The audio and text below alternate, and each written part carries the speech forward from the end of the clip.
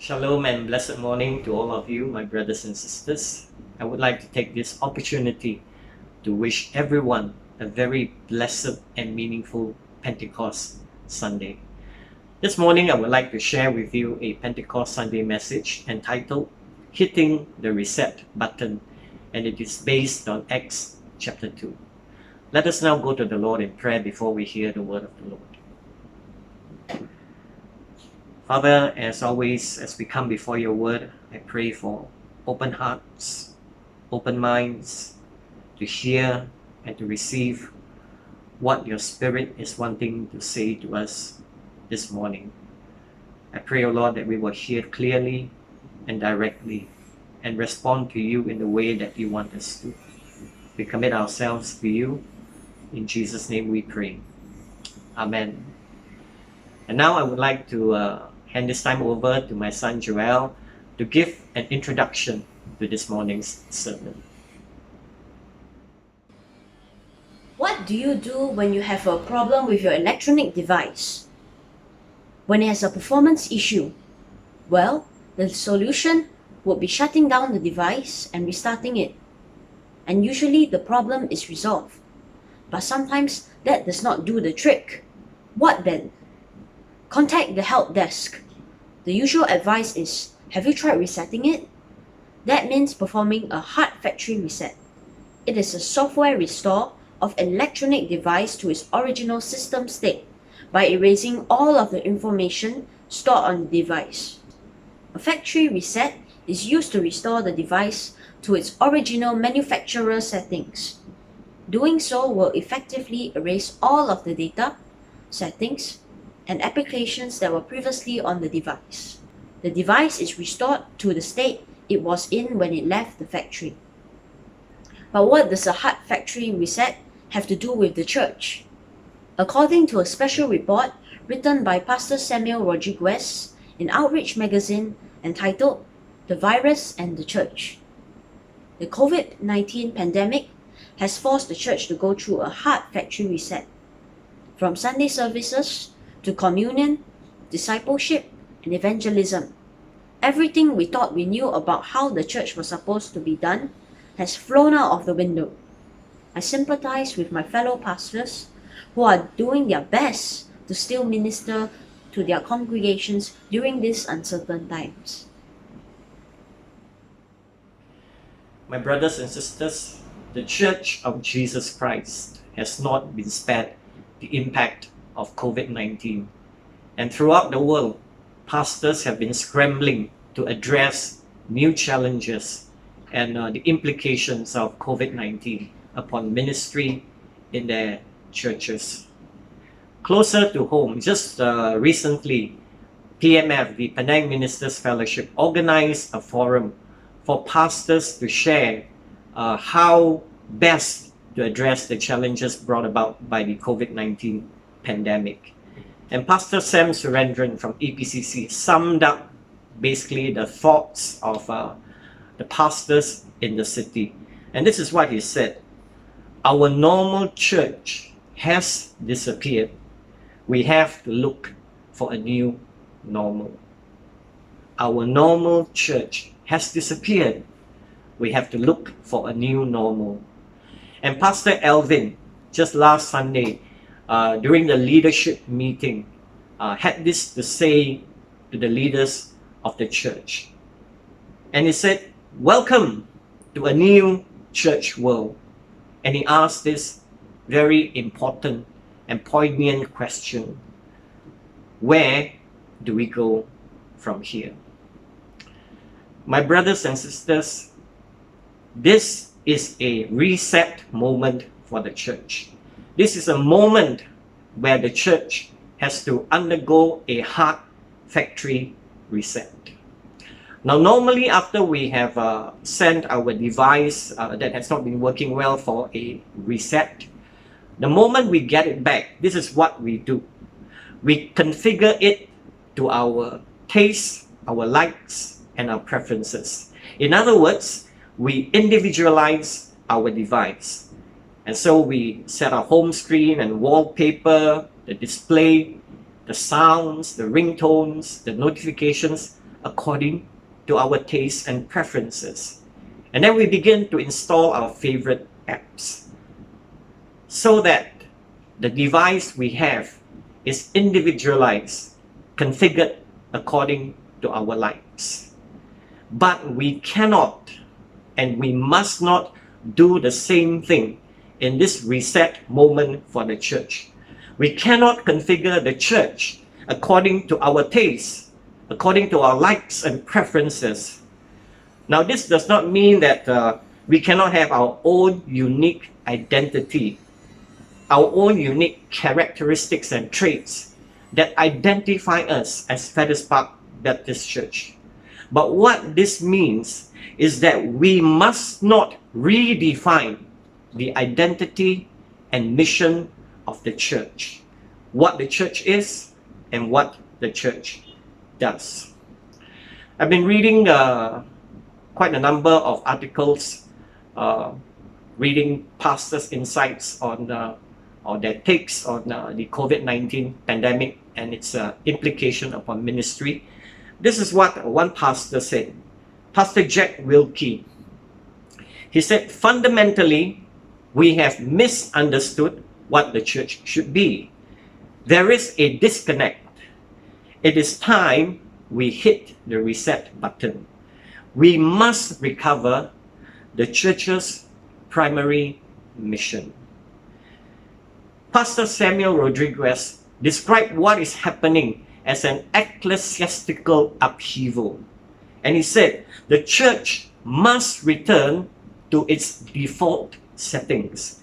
It is not going to be painless or easy, but it will be good in the long run. So we are faced with a new normal. Forms of doing church, forms of doing ministries will definitely change, but the fundamentals must remain the same. We must not and we cannot change God's default setting for His church. Today is Pentecost Sunday.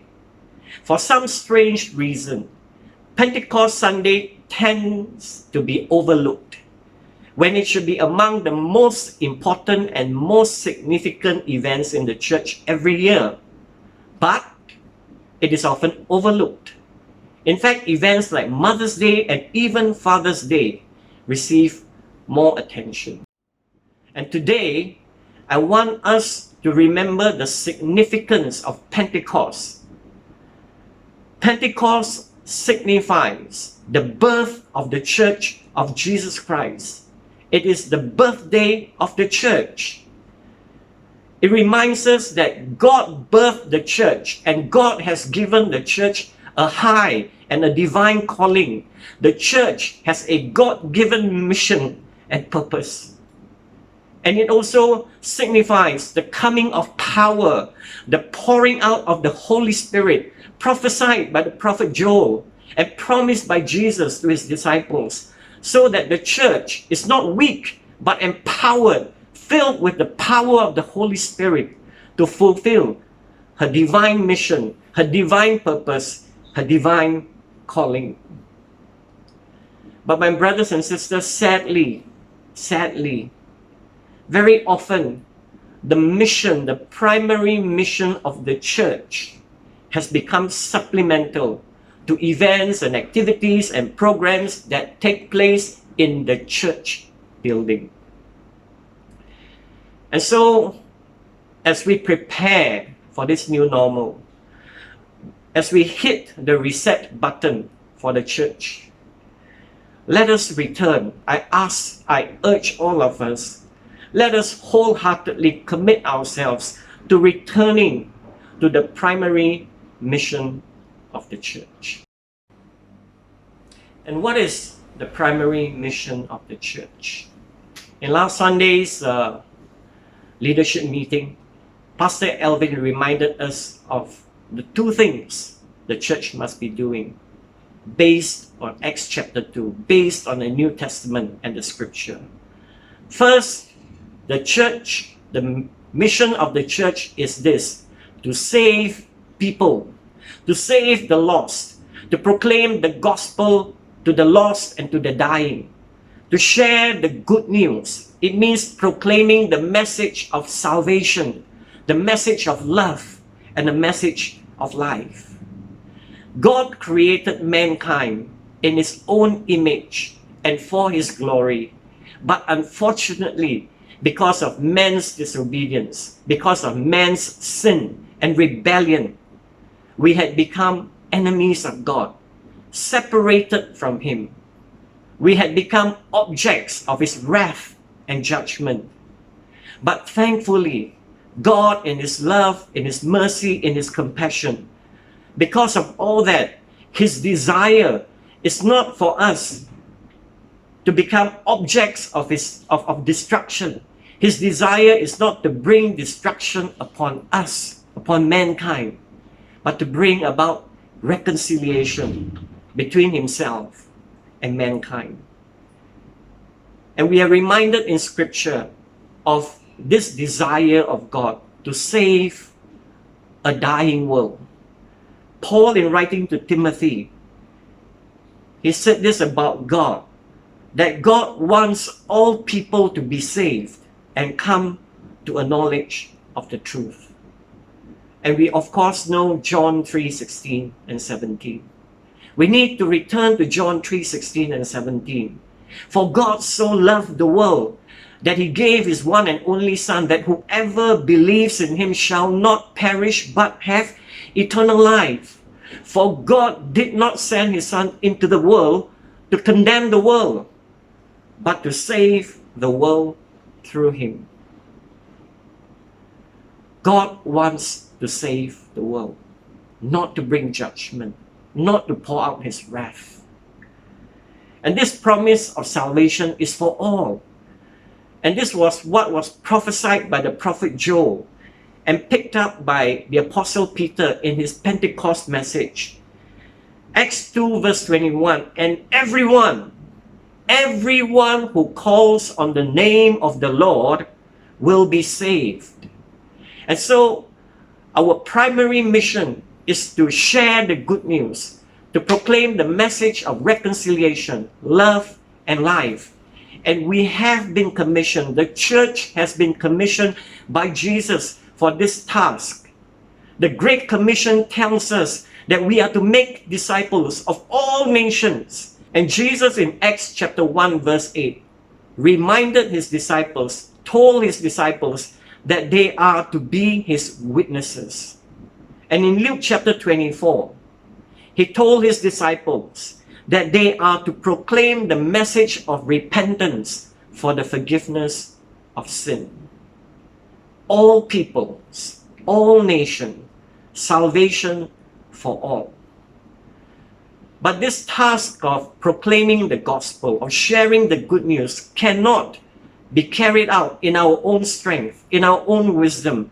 And that is why Jesus sent forth His Holy Spirit. That is why God clothed His people with power from on high.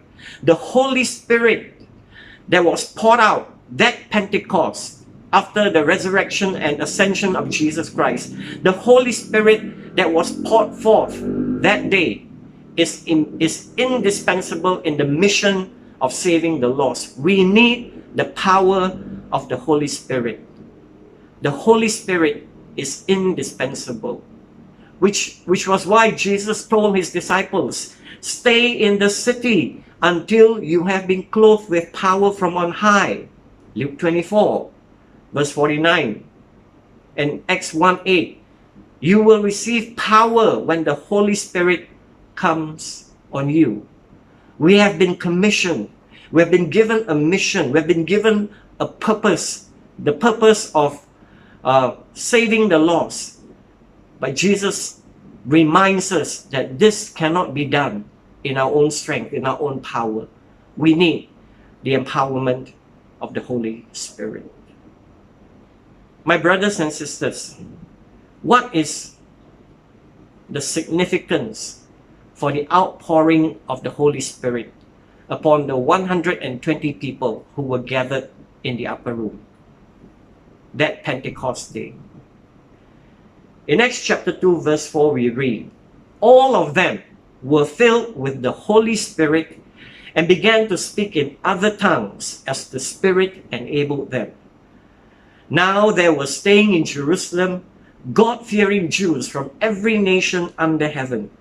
When they heard this sound, a crowd came together in bewilderment because each one heard their own language being spoken. Utterly amazed, they asked, "Aren't all these who are speaking Galileans? Then how is it that each of us hears them in our native language?" Parthians, Medes and Elamites, residents of Mesopotamia, Judea and Cappadocia, Pontus and Asia, Phrygia and Pamphylia, Egypt and the parts of Libya near Cyrene, visitors from Rome, both Jews and converts to Judaism, Cretans and Arabs. We hear them declaring the wonders of God in our own tongues. What is the significance? It is this, that the gospel will be able to go into all the nations, for people from all nations to hear this good news in their own language, crossing every border, geographical, language, ethnic, cultural, and so on and so forth. The gospel for all nations. And very importantly, the Holy Spirit was given so that the disciples, so that we can be clothed with power from on high, so that a transformation will take place within us. Look at how the apostles were transformed. Once they were weak, they were frightened, they were filled with self-doubt. But when the power of the Holy Spirit filled them, when the Holy Spirit clothed them with power, they became powerful evangelists. Peter's first sermon, the first sermon he preached that Pentecost day, saw 3,000 people coming to faith in Jesus Christ. Signs and wonders accompanied their preaching, and they were filled with supernatural courage. There was a boldness in them. They were no longer fearful of persecution. They were fearless in sharing the gospel, even if it meant suffering and even dying for the sake of the gospel. The primary purpose of the church, and I want to remind us this Pentecost Sunday, is saving the lost. My brothers and sisters, the lost are still waiting. Paul in Romans chapter 10, verse 13 says, "For everyone who calls on the name of the Lord will be saved. How then can they call on the one they have not believed in? And how can they believe in the one whom they have not heard? And how can they hear without someone preaching to them? And how can anyone preach unless they are sent?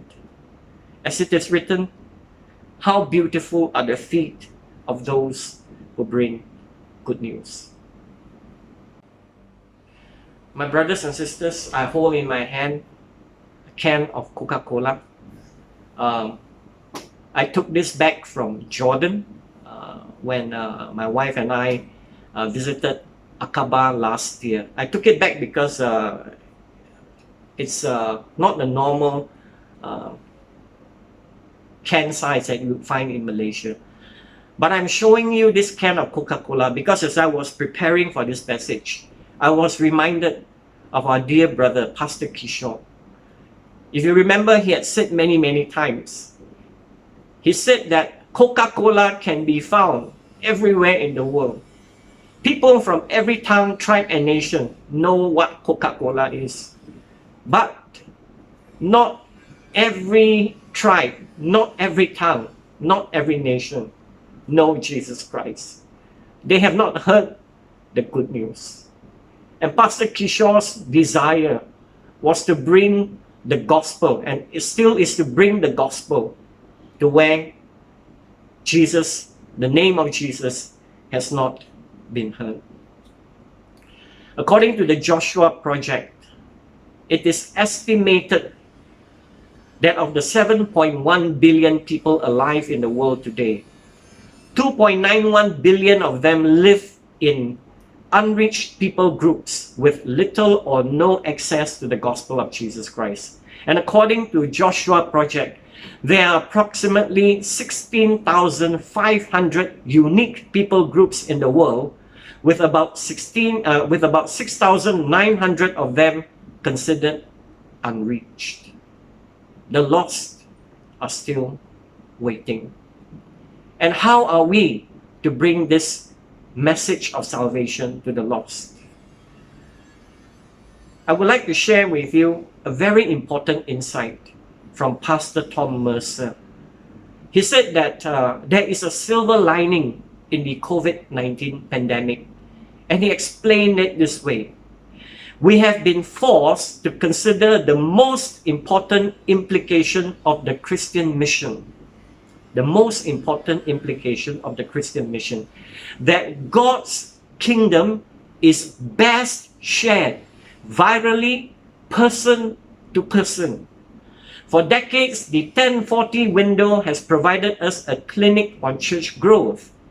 Evidently, professional clergy, full-time workers, high-tech stages with spotlights and smoke machines, and multiple programming options are not the keys to kingdom growth.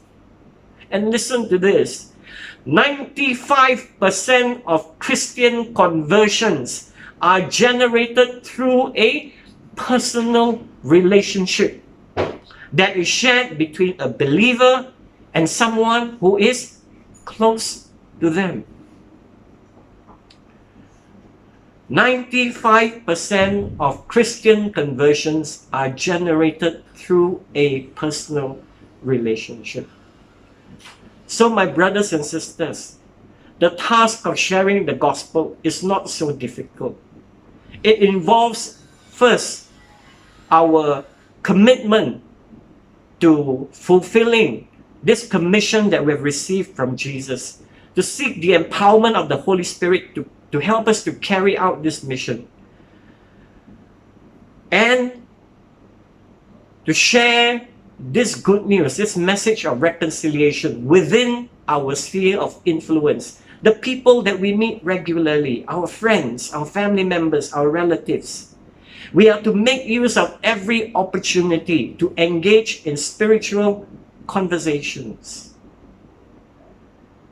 And as Pastor Tom Mercer has reminded us, that is the most effective way of sharing the gospel. And so, my brothers and sisters, during this reset moment for the church, let us ensure that that sharing the gospel, saving the lost, is the default setting of the church in the new normal. What is the second mission of the church? First, it is to save people, to save the lost.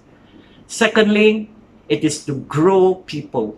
It is to teach. It is to disciple those that have been saved. Jesus said, make disciples, not make converts.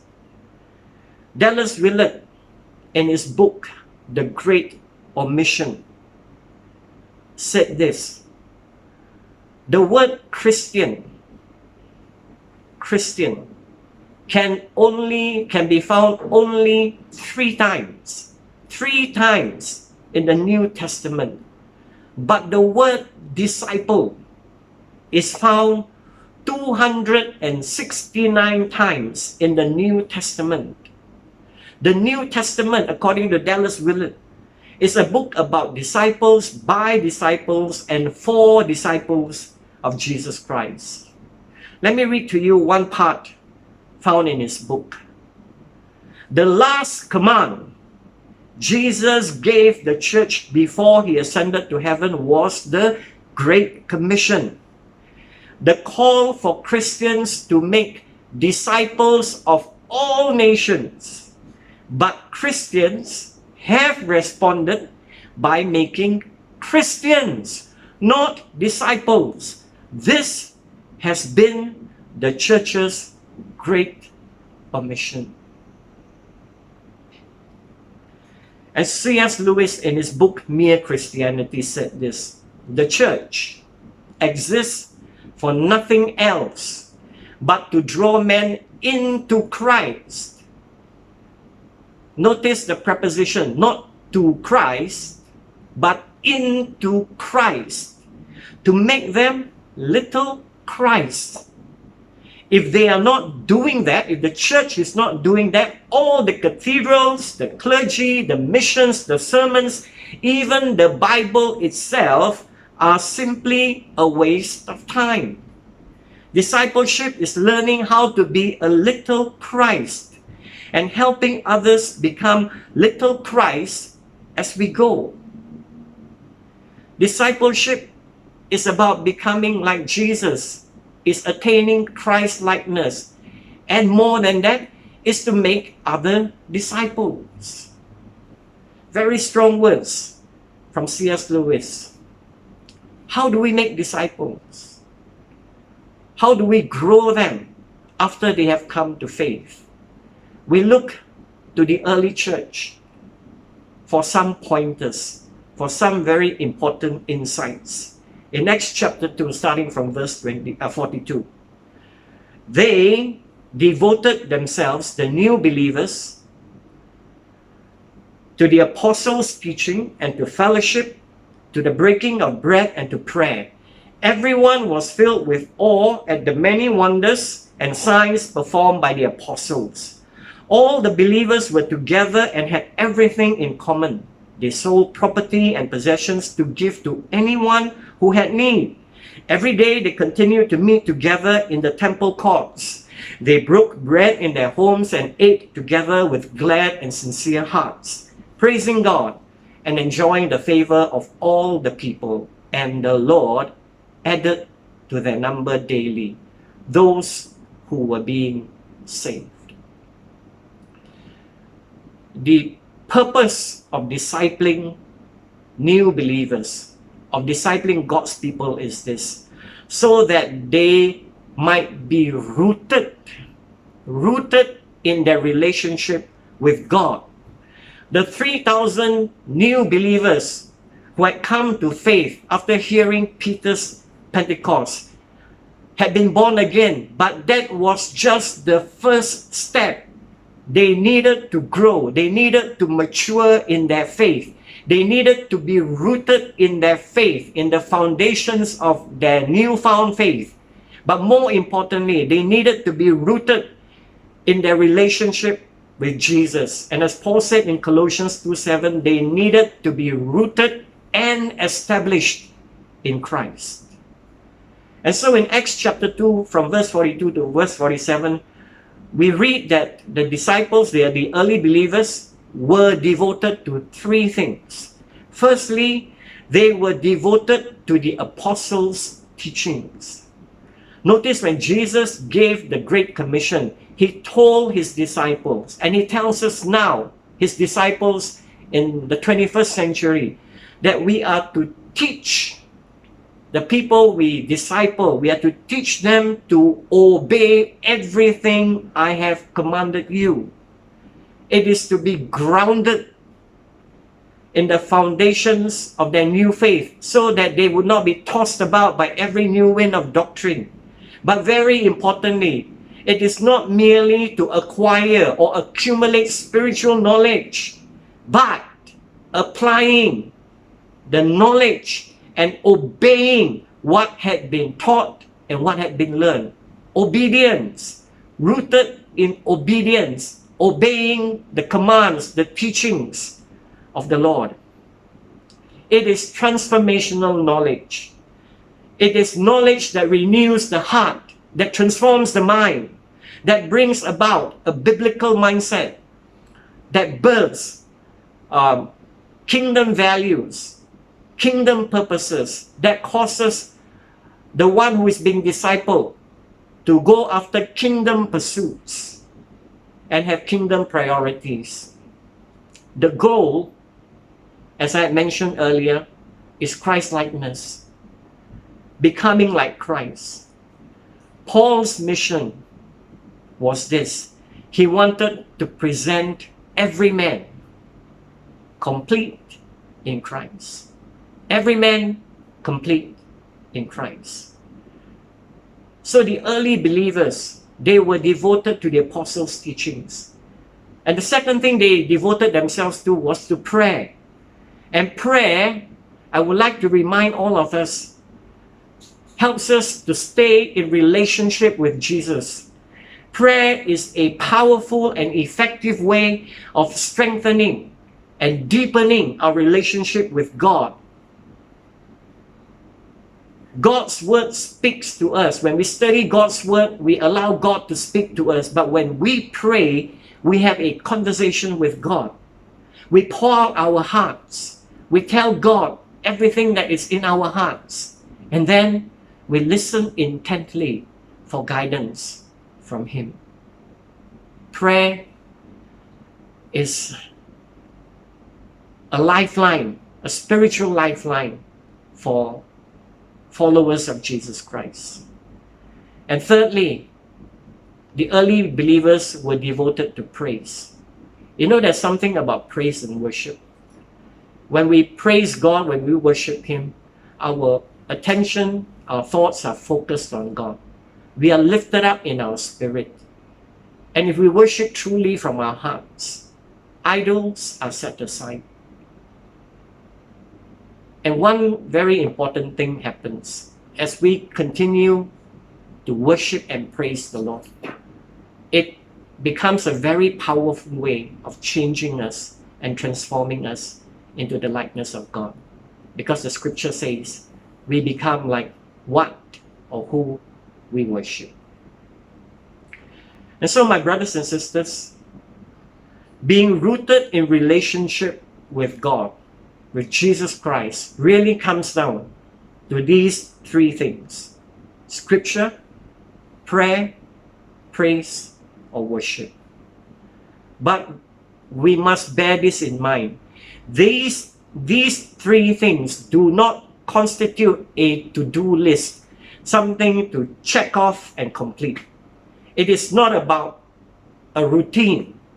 It is all about a relationship with God. And how best can we do these three things? Devotion to scripture, devotion to prayer, and devotion to praise. We can do this individually. But it is very important that as we look into the life of the early believers, we can see that they did this in the context of small groups. So discipleship not only involves growing people, it involves being connected. It does not only mean being rooted in a love relationship with Jesus Christ, but it also means being deeply connected to one another of the same faith through healthy spiritual relationships in community. In Acts chapter 2 verse 42, it is recorded for us, they, the early believers, were devoted to fellowship. And some version says they were devoted to the fellowship. They were devoted to their other brothers and sisters in their community. Fellowship, the Greek word for fellowship is koinonia. And koinonia brings about the idea of sharing. And as we look into the life of the early church, we can see that the believers were committed to activities, to doing things that connected people in deep, healthy relationships. We read that they were together, that they broke bread in homes, they had meals together, they were connected practically and financially. They had everything in common. They shared everything. But that does not mean that they did not have any personal property. But the important thing to bear in mind is this: while they still possessed personal property, they held their possessions with an open hand.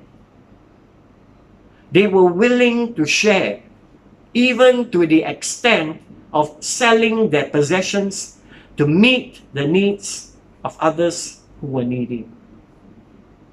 They were connected. deeply, genuinely in authentic spiritual relationships. The early believers opened their homes. They met regularly and they gave generously. And we need to remember this. The people in this early church were made up of Jews, but they were Jews from different parts of the world. They were not all from Jerusalem. They were from different parts of the world. They spoke different languages. They were diverse in spite of their common Jewish heritage. But in spite of all these seeming difficulties and challenges, there was still a deep personal connection with one another because of their relationship with Jesus. Undoubtedly, there were challenges, and undoubtedly it was messy at times, but God was at work.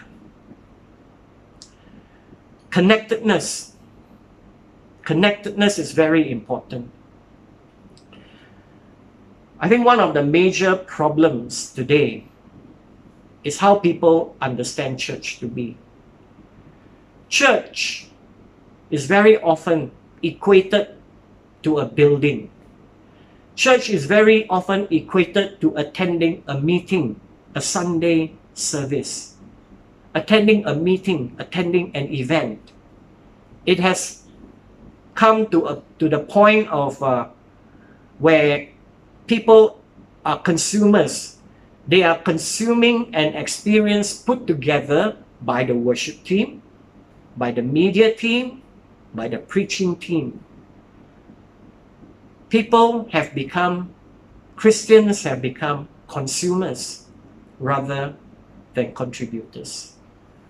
But when we are connected in small groups, when we are connected in homes, we cannot help but become contributors. And that is why in this time of reset, in this reset moment, the cell groups, the small groups, must be given prominence. The cell groups are our vehicles for discipleship and connecting. I believe that as we prepare for this new normal for Fettes Park Baptist Church, cell groups, connectedness in cell groups must become the default setting of the church. My brothers and sisters, what happens when we take seriously the commission of Jesus to share the gospel, to make disciples? What happens when we take seriously the command of Jesus to become disciple, to grow and to become rooted and established in Him, to develop Christ-likeness? What happens when we are connected in deep spiritual relationships to one another, where we are able to share practically and financially, where we are able to edify one another in our interactions? Acts chapter 2 verse 47 tells us what happened when the early believers did all that. The Lord added to their number daily those who were being saved. When God's community is healthy, rooted and established in relationship with God, connected in deep, healthy relationships with one another, and committed to being witnesses of Christ Jesus, the result can be only this: fruitfulness. My brothers and sisters, this is indeed a reset moment for the church. And I want us to know that such moments are not uncommon. In the past, God has used such moments to get His church back on track again, to get His church to return to her primary purpose. And now I would like to ask Joel to tell you a story about how such a reset has helped a church in England get back to the heart of worship. Almost everyone knows the words to Matt Redman's iconic song, Heart of Worship. When the music fades, all is stripped away, and I simply come, longing just to bring something that's of worth that will bless your heart. I'm coming back to the heart of worship, and it's all about you, Jesus. But have you heard about how that song came to be? It's a great story. The senior pastor at Redman's home church in Watford, England, believed that the congregation had lost its way. Even though the church, with its innovative weekend services and elaborate worship arts production, had become a pace setter for many throughout Europe, he sensed that many in the church had become spectators rather than participants in the journey of faith. So he decided to do a bold thing. He decided to eliminate the sound system, all musical accompaniment, and multimedia. He announced to the church that they would be going through a season of simplicity, in which they would use nothing but the unamplified human voice during their weekend services. Can you imagine? No microphones, no guitars, not even a keyboard. In various interviews, Redman had recounted that the weeks following his pastor's unconventional decision were filled with plenty of awkward silences. Attendance declined steadily, but the staff did not flinch. They were committed to a church-wide rediscovery of true worship. Eventually, unaccompanied prayers became transparent, beautiful in their honesty, and undecorated music became more heartfelt than ever. Gradually, the sound system, multimedia, and instrumentation were reintroduced, but the fasts make a lasting impression on Redman and many others in the church. Matt Redman's song, The Heart of Worship, is indeed a very powerful song. Powerful because it has a very important message. One of the lines of the song says, when the music fades and all is stripped away.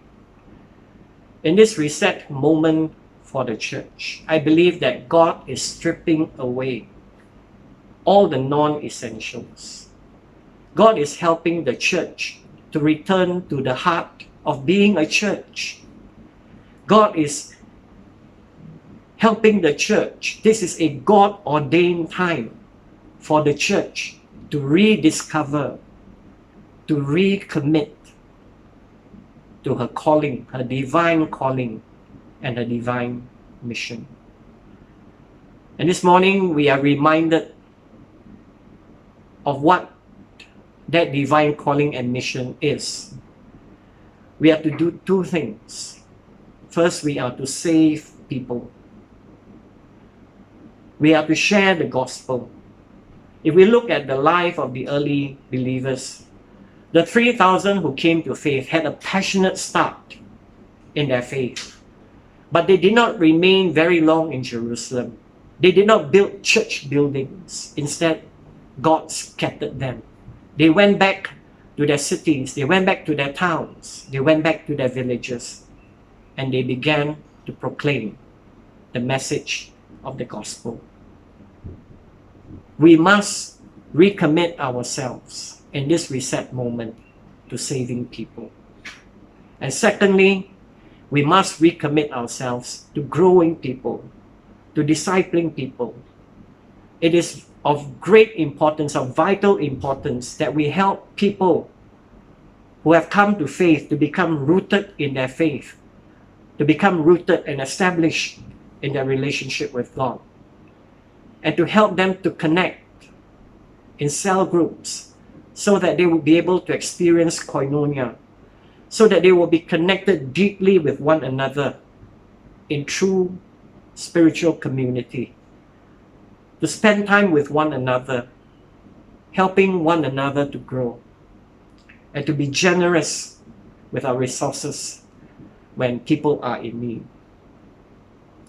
And so, my brothers and sisters, let me end by again urging all of us to be committed during this new normal for Fettes Park Baptist Church to saving people and to growing people. Let these two things become the heart, become the DNA of this church. And very importantly, let us seek the infilling and the empowerment of the Holy Spirit daily to help us, because we cannot do it in our own strength. We desperately need the power of the Holy Spirit. After all, the scripture tells us, not by might, nor by power, but by my Spirit, says the Lord Almighty. Amen. Let us pray.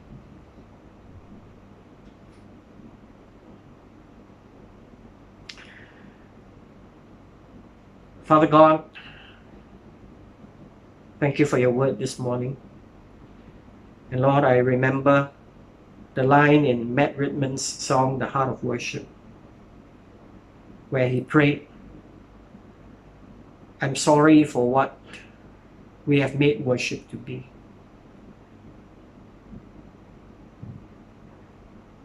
When it's all about you, when it's all about you, Jesus. So Father, this morning as we are bowed in our hearts, we want to be reminded that this is the Church of Jesus Christ. It is not our church. That Jesus Christ is the head of the church. And that the Church of Jesus Christ is birthed to fulfill the purpose and the calling to which she has been called to. Father God, help us as we prepare for the new normal, that God, we will return to the default setting of the church. We will return to the primary mission of saving the lost, of proclaiming the good news to the lost and dying. And secondly, to grow the people who have come to faith, so that they in turn will be able to become disciple makers. Help us, O Lord, to do these two things, and to do these two things well, as we humble ourselves before you, as we offer our lives to you, O Lord, and as we offer ourselves as your church to be what the church should be. And as you have called us to be a city on a hill, may our light shine for you as a powerful witness, as a beacon of hope to those who are lost, as a place, O Lord, where they can find refuge, because you are Lord in the church. And I pray, O God, for the power of your Holy Spirit to come upon us, O Lord, that we will be transformed, O Lord, that we will no longer be weak, we will no longer be fearful, but that, Lord, we will be infused with strength and courage, O Lord.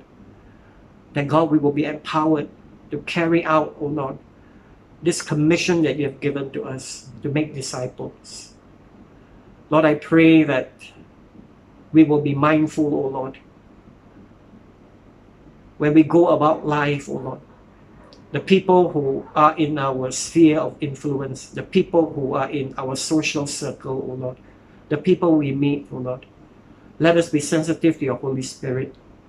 And that, Lord, let us engage people in spiritual conversations and help them start off in their journey of faith to knowing you and to coming to faith in you. So, Lord, I pray that you fill us with your Spirit, you lead us by your Spirit, and you build your church. You build your church, O Lord, and you commission your church, O Lord, to do that which you have called us to do. In Jesus' name, Amen. Amen. Receive the benediction. The Lord bless you and keep you. The Lord make his face shine upon you and be gracious to you. The Lord turn his face towards you and give you peace. Amen.